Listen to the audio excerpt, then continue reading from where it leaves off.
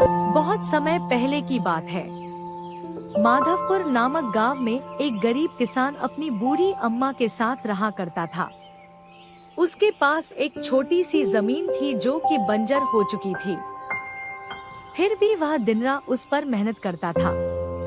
मोहन बहुत ही मेहनती और ईमानदार था। वह एक आत्मविश्वास से भरा हुआ व्यक्ति था जिसे ना हालातों से डर लगता था ना ही लोगों की बातों से। हर दिन सूरज उगने से पहले ही वह उसी आत्मविश्वास के साथ उठता और अपने खेत की ओर बढ़ता जहां सिर्फ बंजर जमीन थी, लेकिन उसके सपनों की हरियाली छिपी हुई थी। उसे यकीन था कि एक दिन उसकी मिट्टी उसे जरूर जवाब देगी, सोने जैसी फसल बनकर। ओ बेटा मोहन, तेरे लिए मैंने जमींदार से बात कर ली है। वो तुझे अपने पास काम पर रख लेंगे। तू भी जाकर उनसे एक बार बात कर ले बेटा। अब हमारे बस की बात नहीं रही। कम से कम वहां रहकर तू अपना गुजारा तो कर पाएगा। मुझे तेरा बहुत ख्याल है मोहन, इसलिए यह कदम उठाया। जाकर बात कर ले, सब ठीक हो जाएगा।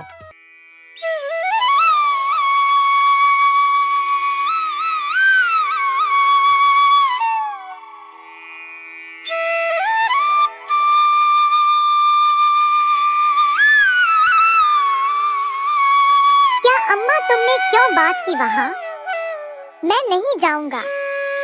हमारा खुद का खेत है तो मैं दूसरों के पास क्यों काम करने जाऊं? मैं गरीब सही मगर खुददार हूँ। मैं अपनी मिट्टी में पला हूँ, उसी में पसीना बहाऊंगा। चाहे जितनी भी मुश्किल हो अम्मा, मैं अपनी ही जमीन पर मेहनत करूंगा। किसी और की नौकरी नहीं करूंगा। अरे मोहन, उस बंजर जमीन में क्या उगाएगा तू? वो जमीन अब बिल्कुल बेकार हो गई है बेटा। ना उसमें नमी बची है ना जान। तू अपनी जिंदगी यूं ही जाया कर देगा। उस जमीन को संवारते संवारते मैं जानती हूँ तेरा हौसला बड़ा है, पर बेटा हौसले से पेट नहीं भरता। तू मेरी बात मान ले। वो जमींदार कम से कम तुझे रोज की रोटी तो देगा। अपनी जिद छोड़ दे बेटा। तू थक जाएगा पर वो जमीन कुछ नहीं देगी तुझे।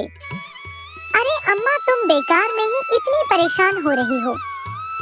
देखना, एक दिन मैं उसी जमीन से सोना निकालूंगा। यह जमीन ही हमारी सबसे बड़ी ताकत बनेगी। मोहन खेत में काम कर ही रहा था कि तभी वहाँ पर एक आदमी आकर बोला, अरे मोहन भैया, आपको भी मानना पड़ेगा। आप फिर से इस बंजर जमीन पर मेहनत कर रहे हैं। अरे मंगेश भैया, अब क्या करें? जमीन हमसे ज्यादा मेहनत करवा रही है, पर क्या करें? धरती तो माँ समान होती है। जैसा वह चाहे वैसा ही करना पड़ता है। कभी सख्त हो जाती है, कभी चुपचाप सब सह लेती है, कभी बीज को छुपा लेती है तो कभी उसे जीवन दे देती है। हम तो बस उसके बच्चे हैं जो उसके हर रंग को अपनाना जानते हैं। थक तो जाते हैं भैया, पर जब मिट्टी की खुशबू आती है ना तो सारी थकान उतर जाती है। उम्मीद है यह माँ हमें खाली हाथ नहीं लौटाएगी। बस थोड़ा और सब्र, थोड़ा और विश्वास। आप जैसा मूर्ख तो मैंने आज तक नहीं देखा भैया। क्या सोचते हो आप? दुनिया कहां से कहां पहुंच गई और आप अब भी उसी बंजर जमीन से उम्मीद लगाए बैठे हैं। मोहन के पास उस आदमी की बातों का कोई जवाब नहीं था। वह वहां से अपने घर चला जाता है। जब दोपहर को मोहन थक हार कर घर पहुंचता है तो देखता है कि माँ बुझे हुए चूल्हे के पास चुपचाप बैठी है। क्या हुआ अम्मा? तुम ऐसे क्यों बैठी हो? खाना क्यों नहीं बनाया? क्या बात है?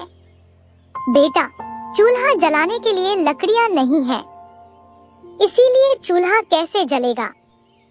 बस इतनी सी बात है अम्मा। मैं अभी जाकर ले आता हूँ लकड़ियाँ। मोहन लकड़ियाँ लाने जंगल चला जाता है। धूप तीखी थी। थकान पहले से ही बदन में समाई हुई थी, फिर भी उसके कदम रुकते नहीं हैं। जंगल में पहुंचकर वह इधर उधर देखता है, फिर एक सूखा पेड़ चुनता है और लकड़ियां काटने लगता है। लगा रहा है मोहन, पता नहीं कब किस्मत साथ देगी तेरा। इतनी खराब किस्मत भगवान ने हमें ही क्यों दे दी। चलो लकड़ियां तो काट ली, अब देर नहीं करनी चाहिए, अम्मा इंतजार कर रही होंगी। मोहन लकड़ियां लेकर घर जाने लगता है। गठरी सर पर रखे तेज कदमों से बढ़ रहा था कि तभी मानो सूरज की सारी तपिश एक साथ मोहन पर ही बरस पड़ी हो। एक पल पहले तो अच्छी ठंडी हवा चल रही थी और अब सूरज देवता तांडव करते नजर आ रहे थे।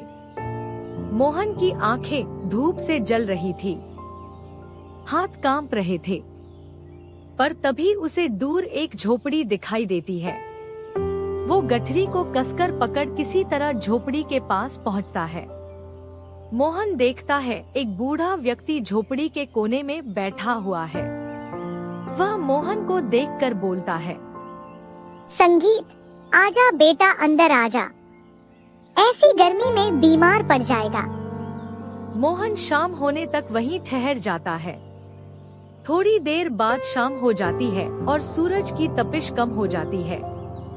ठीक है काका, अब मैं चलता हूँ, शाम हो गई है, अम्मा भी मेरा इंतजार कर रही होंगी। आपका बहुत बहुत धन्यवाद। मोहन लकड़ियां लेकर घर लौट आता है। तभी वह देखता है कि उसके घर पर मंगला चाची आई हुई थी।